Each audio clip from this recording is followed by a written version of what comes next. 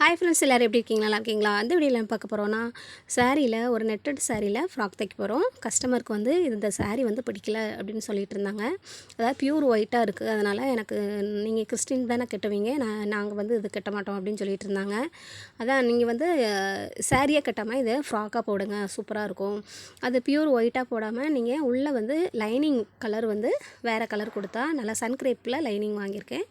வாங்கிட்டு அதை வந்து அவங்க சூஸ் பண்ணது அந்த பிங்க் கலரு.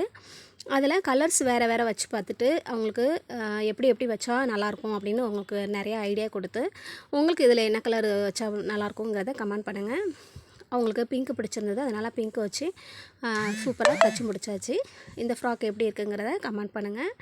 நீங்களும் உங்களுக்கு அந்த மாதிரி இருந்துச்சுன்னா இந்த மாதிரி டிஃப்ரெண்ட்டாக பண்ணி பாருங்கள், இன்னும் ஹைலைட்டாக இருக்கும், நல்லாயிருக்கும். இந்த வீடியோ பிடிச்சிருந்தால் லைக் பண்ணுங்கள், ஷேர் பண்ணுங்கள். Thank you. Bye.